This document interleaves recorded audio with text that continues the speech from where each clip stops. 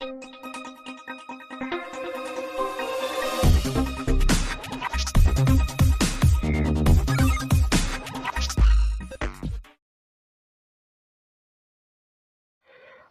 காட்டுத்தீ கலிபோர்னியா அப்படிங்கிற மாகாணம் முழுவதுமே பற்றி எரிந்து வரலாறு காணாத ஒரு மிகப்பெரிய சேதம். எல்லாருமே நியூஸ் பேப்பர்ல பார்த்துருப்பீங்க. அமெரிக்காவே அலற விட்டுச்சு சொல்லலாம். வல்லரசு நாடே திணறி போய் திக்குமுக்காடக்கூடிய நிலைமைக்கு ஆகி போச்சு. யாருமே எங்களை அசைக்க முடியாது அப்படிங்கிற சொல்லக்கூடிய ஒரு நாட்டை கூட இன்னைக்கு இந்த காட்டுத்தீ நிலைகுலைய வச்சிருச்சு அப்படின்னு கூட சொல்லலாம். அந்த அளவுக்கு ஒரு மிகப்பெரிய சேதம்.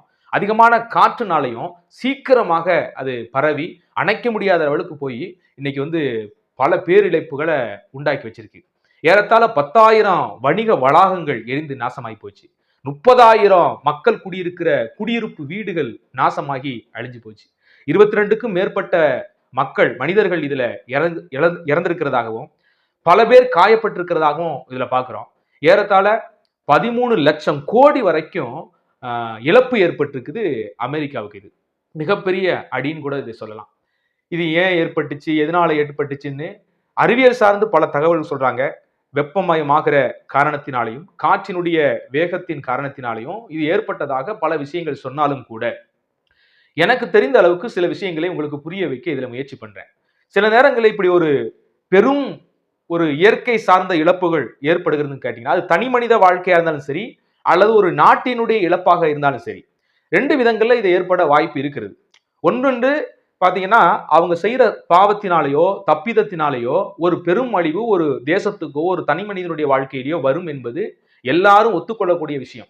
ஆனா எல்லாருக்குமே இப்படி ஏற்படுமா அப்படின்லாம் கிடையாது. ஒரு சிலவங்க அப்பாவிகளும் சிலரால் பாதிக்கப்பட முடியும். நீங்க வேதாகமத்திலே பாத்தீங்கன்னா, அமெரிக்கையா சமாதானமா வாழ்ந்து கொண்டிருந்த ஒரு தனி மனிதனை ஒரு கெட்டவன் வந்து அடித்து கொலை செய்வான். அதனால இந்த நல்லவன் மறிச்சப்ப அந்த இடத்துல போய் இவன் ஏதோ கெட்டதை செஞ்சிருக்கான் அதனால மறிச்சிட்டான் அப்படின்னு சொல்ல முடியாது. ஆண்டவர் அந்த என்ன செய்வார்னா, யார் இந்த அப்பாவியை கொன்றடிச்சானோ அவனுக்கு தண்டனை கொடுக்கிற விதமாக நம்ம பார்க்கிறோம்.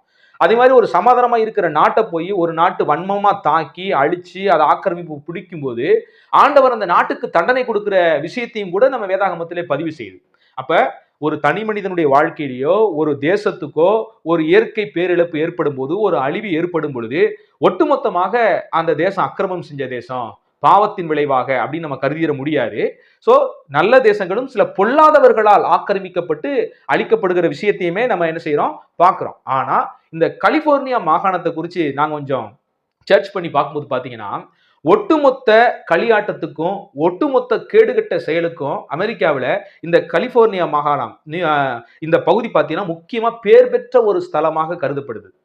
எல்லா ஹாலிவுட் படங்களும் ஏற்றப்படுகிற தலங்கள் மாத்திரம் இந்த கலிபோர்னியா மாகாணம் இல்ல, எல்லா வித விபச்சார வேசித்தன களியாட்டு மற்ற எல்லா வித விஷயத்துக்கும் பாத்தீங்கன்னா இந்த கலிபோர்னியா மாகாணம் ஒரு முக்கிய பங்கு வகிக்கிறது. இதன் மூலியமாக இது செய்யற மிகப்பெரிய வர்த்தகத்தின் மூலியமாக அமெரிக்காவுக்கு ஒரு மிகப்பெரிய லாபம் கிடைக்கிறது. ஆனா இந்த மாகாணத்தை குறித்து நான் பட்டியல் போட்டா போட்டுக்கிட்டே போகலாம் போல, அந்த அளவுக்கு இந்த மாகாணம் துர்க்காரியத்திலே விபச்சாரம் வேசித்தன காரியத்திலே தவறான காரியங்களிலே ஒரு புகழ் பெற்ற பேர் பெற்ற ஒரு மாகாணமாக இந்த கலிபோர்னியா மாகாணம் காணப்படுது. அந்த இடத்துல இப்போ வந்து ஒரு மிகப்பெரிய அழிவு ஏற்பட்டு ஒரு பாடத்தை அமெரிக்காவுக்கு தேவன் கற்றுக் கொடுத்திருக்கிறார் என்றே நம்ம சொல்லலாம். வேதாகமத்தில் நீங்க பார்க்கும்போது பாத்தீங்கன்னா, நீங்க பல நாடுகள் இப்படி அழிந்து போன சங்கதிகள்லாம் வேத புத்தகத்தில் நம்ம பார்க்க முடியும். நல்லா இருந்த தேசமா இருக்கும், திடீர்னு பாத்தீங்கன்னா அது அழிஞ்சு போயிடும். நம்ம கண்களுக்கு பாத்தீங்கன்னா ஏதோ எதர்ச்சியா நடந்துருச்சுங்க அப்படி நம்ம நினைப்போம்.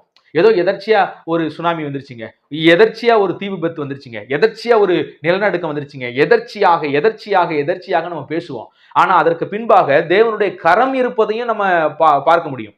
சோதம் குமார பட்டணம் எத்தனை ஆண்டுகளாக இப்படி இருந்துச்சுன்னு தெரியல, ஆனா பல வருஷங்களாக ஒரு கேடுகட்ட விஷயத்திலே அது கொளித்து காணப்படுகிறது, செழித்து காணப்படுகிறது. அதுவும் ஹோமோசோமுக்கு பேர் பெற்ற ஒரு இடம், ஓரினை சேர்க்கை விஷயத்துல பாத்தீங்கன்னா பேர் பெற்ற ஒரு இடம். ஆணோடு ஆண் பெண்ணோடு பெண் விலங்குகளோடு கூட அந்த நாட்களில் அப்படிப்பட்ட விஷயங்கள் பெருகி கிடந்த இடம் தான் சோதம் குமாரா பட்டணம். திடீரென்று பாருங்களேன், அந்த மக்கள்கிட்ட போய் கேட்டீங்கன்னா கடவுள் வந்து அந்த பட்டணத்தை அழிச்சிட்டாரு அப்படின்னு கேட்டு சொல்ல மாட்டாங்க. அந்த மக்கள் என்ன சொல்லுவாங்க, திடீர்னு மேல இருந்து அக்கினி விழுந்துருச்சுங்க, ஒரு நெருப்பு கல் வந்து விழுந்து அந்த பட்டணம் அழிஞ்சு போச்சுங்க அப்படின்னு தான் சொல்லுவோம். ஸோ இயற்கையா பொதுவாக பார்க்குற மக்களுக்கு அப்படி ஒரு காட்சி தான் வரும். ஆனா அதற்கு பின்பாக அந்த பட்டணத்தை யார் அதை அழித்தா, அந்த ஒரு நெருப்பு கல்மலையை, அக்கினி மலையை எப்படி அங்க பொழிந்ததுன்னு பார்க்கும்போது நமக்கு தான் அந்த விஷயம் தெரியும். அப்ப நல்லா கவனிங்க, சில மக்களுக்கு அது எதர்ச்சியாக வந்துருச்சு அப்படின்னு நினைச்சா கூட, ஆனா பெரும்பான்மையான விஷயத்துல தேவனுடைய தீர்ப்பு அந்த இடத்துல வருகிற விஷயத்தை நம்ம பார்க்க முடியும். நீங்க இன்னும் பல விஷயங்களை வேதாகமத்துல சில குறிப்புகளை பார்க்க முடியும். சில வசனத்துல நம்ம வாசிக்கும் போது பாபிலோன் தேசம், எகிப்தி தேசம், இதெல்லாம் பல வருஷங்களாக குடியேற்று போன காரியத்தையும் நம்ம வேதாகமத்துல வாசிக்க முடியும். இந்த குடியேற்று போகிற விஷயத்தை யார் செஞ்சாருன்னா கர்த்தர் தான் செஞ்சிருப்பாரு. ஆனா அவங்களுக்கு அது எப்படி தெரிஞ்சிருக்குன்னா ஏதோ எதர்ச்சியாக நடந்தது போல அவங்க நினைச்சுக்குவாங்க. நல்லா கவனிங்க, எரேமியாவின் புத்தகம் 44ஆம் அதிகாரம் 22வது வசனத்தை வாசிக்கிறேன். உங்கள் கிரியைகளின் பொல்லாப்பையும் நீங்கள் செய்த அருவருப்புகளையும் கர்த்தர் அப்புறம் பொறுத்திருக்க கூடாதபடினால் அல்லவோ உங்கள் தேசம் இந்நாட்களில் இருக்கிறபடி குடியேற்ற அந்தர வெளியும் பாலும் சாபமும் ஆயிற்று. பாபிலோனிய தேசத்தை குறித்து ஆண்டவர் சொல்றாரு. அந்த குறிப்பிட்ட காலத்துல பாத்தீங்கன்னா மனுஷர் குடியேற்ற முடியாதபடிக்கு சாபத்தீடான பட்டணமாக அந்த பட்டணம் ஒரு குறிப்பிட்ட வருஷம் வரைக்கும் இறந்துச்சான். எதனால? அவங்க செய்யற பொல்லாப்பின் கிரியைகளினால, அருவருப்புகளினால தேவன் அந்த பாபிலோனிய சாம்ராஜ்யத்தை அழித்து நிர்மூலமாக்கி அப்படி பண்ணிட்டான்னு பாக்குறோம். அதுக்கு கீழே நீங்க பார்க்கும்போது எசேக்கியேல் புத்தகம் 29ஆம் அதிகாரம் 11ஆம் வசனத்துல கூட எகிப்தையும் தேவன் இப்படி ஒரு விஷயத்துல வாதிச்சாரு. கிட்டத்தட்ட 40 வருஷம். அந்த வசனத்தை பாருங்க. மனுஷருடைய கால் அதை கட்டுவதும் இல்லை, மிருக ஜீவன்களுடைய கால் அதை மிதிப்பதும் இல்லை. அது 40 வருஷம் குடியேற்று இருக்கும். எந்த தேசம்? எகிப்து என்கிற தேசம். 40 தேசம் விலங்குகளுடைய பாதம் கூட பட முடியாத அளவுக்கு அந்த தேசத்தை அவாந்தர வெளியாக தேவன் மாற்றி விட்டாராம். இன்னைக்கு எல்லாரும் சவக்கடல் அப்படின்னு ஒண்ணு பார்ப்போம். சவக்கடல். அந்த சவக்கடல் எப்படி உருவானுச்சு? சோதோம் குமாரனுடைய அந்த அழிவு, மேலிருந்து அக்கினியும் கந்தகமும் எரிகிற நெருப்பு விழுந்து விழுந்து அந்த பகுதியில வந்து தாக்கி அது ஒரு சவக்கடல் ஏரியாகவே இன்னைக்கு மாறி போன விஷயத்த பாக்குறோம். நீங்க இஸ்ரேல் தேசத்தையே எடுங்களேன். இன்னைக்கு இஸ்ரேல் தேசத்தை நீங்க போய் பாத்தீங்கன்னா அது ஒரு பாலைவன தேசம். ஆனா உண்மையிலேயே அந்த தேசம் முன்னாட்கள்ல எப்படி இருந்துச்சுன்னு தெரியுமா? அந்த தேசத்தை குறித்து, அந்த இஸ்ரேல் நாட்டை குறித்து தேவன் சொல்லுகிற ஒரு வாக்கியம் என்னன்னு கேட்டீங்கன்னா, அது பாலும் தேனும் ஓடுகிற தேசம். அது பாலும் தேனுகிற ஓடும் தேசம். சுற்றியும் ஆறுகள், செழிப்பு மிகுந்த பகுதி. அந்த அளவுக்கு ஒரு மாதுளம்பழம் அவ்வளவு பெருசு இருக்கும். ஒரு திராட்சை கொலையை 4 பேர் கட்டி தூக்கிட்டு வர அளவுக்கு விளையக்கூடிய நிலம் தான் அந்த இடம். அப்படிப்பட்ட ஒரு நிலம் இஸ்ரேல் மக்களுடைய பாவத்தினால், அவர்கள் பெற்ற சாபத்தினால் இன்னைக்கு பாலைவனமாக மாறி போய் இருக்கிறத பார்க்கிறோம். சில விஷயங்கள் நம்ம தூரமா இருந்து பார்க்கும்போது ஏதோ இயற்கையாக நடக்கிறதாக நம்ம யோசிப்போம். ஆனா அதுக்கு எல்லாத்துக்கும் பின்பாக தேவனுடைய நியாய தீர்ப்பின் கரம் இருக்கிறது என்பதை நம்ம புரிஞ்சுக்கணும். அன்பான தேவனுடைய பிள்ளைகளே, இது லாஸ் ஏஞ்சல அல்லது கலிபோர்னியா மாகாணத்தை குறித்து மட்டும் நம்ம பார்க்கறது இல்ல. ஒரு தனி மனிதனுடைய வாழ்க்கையில இப்படிதான். தேவனுடைய இரக்கத்தை நம்ம அல்லல் தட்டி, தேவனுடைய கிருபையை புரிந்து கொள்ளாம தொடர்ந்து பாவத்திலே நிலைத்து கொண்டிருக்கும் போது எப்ப அந்த அழிவு வரும்னே தெரியாது. சிலர் பாத்தீங்கன்னா அந்த மதுபானம், போதை வஸ்துக்கள், பல விதமான பொருட்களை போட்டு தங்களை வந்து சந்தோஷப்படுத்தி கொண்டிருப்பாங்க. அவங்க சொல்லுவாங்க, எனக்கு 10 வருஷமா கொடுக்குறீங்க, எனக்கு என்ன பிரச்சனை வந்துச்சு? நான் இந்த போதைப் பொருளை பல வருஷமா யூஸ் பண்ணிட்டு இருக்கேங்க, எனக்கு என்ன பிரச்சனை வந்துச்சு? நான் வந்து விபச்சாரம் பல வருஷமா பண்ணிட்டு இருக்கேன், எனக்கு என்ன நோய் வந்துச்சு அப்படின்னு சொல்லிட்டு இருப்பாங்க. ஆனா எப்ப திடீர்னு சடுதியிலே அழிவு வரும் பலருக்கு, அப்படி நம்ம பார்க்கிறோம். பல வருஷமா பாவத்துல இருந்தவங்களுக்கு திடீர் என்று நோய்வாய் பருகிற விஷயத்தை பார்க்கிறோம். நல்ல மனிதர்கள் நோய்வாய் பருகிறது இருக்குது. அதை நான் தான் ஏற்கனவே சொல்லிட்டேன். ஒரு ஆபத்து வருதுன்னு கேட்டீங்கன்னா பாவத்தினால் மாத்திரம் இல்ல, சில அயோக்கியர்கள் இப்படி நல்லவர்களை அழித்து அவர்களுடைய காரியங்களை கொள்ளையடிக்கிற விஷயமே இருக்குது. அப்படிப்பட்ட விஷயங்களும் வேதாகமத்துல பதிவு செய்யப்பட்டு அப்படிப்பட்ட பொல்லாப்பு செய்கிற மனிதர்களை தேவன் நியாயம் தீர்க்கிற விஷயத்தையும் நம்ம வேதாகமத்துல பார்க்கிறோம். நல்லவர்களை நொறுக்கி அவங்களுடைய உடைமைகளை கொள்ளையடித்து போகிறவன கர்த்தர் கண்டிப்பா நியாயம் தீர்ப்பாருங்கிற விஷயத்தையும் நம்ம வேதாகமத்துல பார்க்கிறோம். ஆனா சில விஷயங்கள் பாத்தீங்கன்னா அவங்க செய்யற பொல்லாப்பின் மித்தம், அவங்க செய்யற அருவருப்பின் மித்தம், அக்கிரமத்தின் மித்தம், பாவங்களின் மித்தமே சில தண்டனைகள் வருகிறது என்பதையும் வேதாகமத்தின் அடிப்படையிலே நம்மால் பார்க்க முடியுது. அதனால ஒரு பட்டணமாகட்டும், ஒரு தனி மனித வாழ்க்கையாகட்டும், கடவுளுக்கு பிரியமானபடி மனசாட்சியின் அடிப்படையில் உங்க எல்லாருக்கும் ஒரு மனசாட்சி கொடுத்திருக்கிறாரு. ஒருவேளை கடவுள் நம்பிக்கை இல்லாதவங்களுக்கும் மனசாட்சின்னு இருக்கும். எது நியாயம், எது வந்து அநியாயம் அப்படிங்கிறது நமக்கு தெரியும். ஆனா அதையெல்லாம் வந்து குலைச்சு போட்டுதான் இன்னைக்கு மனுஷ மக்கள் வந்து பலவிதமான தீமையிலையும் தப்புக்களையும் இருக்கிறாங்க. அருமையான தேவனுடைய பிள்ளைகளே, இன்றைக்கு உங்களையும் சரி செய்து கொள்ளுங்க. தேவன் என்றைக்குமே சில விஷயங்களை நியாயம் திருக்கிறார் என்பதையும் புரிந்து கொள்ளுங்க. அப்படிப்பட்ட பட்டணங்கள் மனம் திரும்பும்படி, அப்படிப்பட்ட மனிதர்கள் மனம் திரும்பும்படி இறை அன்பை எங்கும் கொண்டு செல்லுவோம். சத்தியத்தை எல்லாருக்கும் கொண்டு போய் சேர்ப்போம். 2வது கூட ஒரு விஷயத்த கேள்விப்பட்டேன்.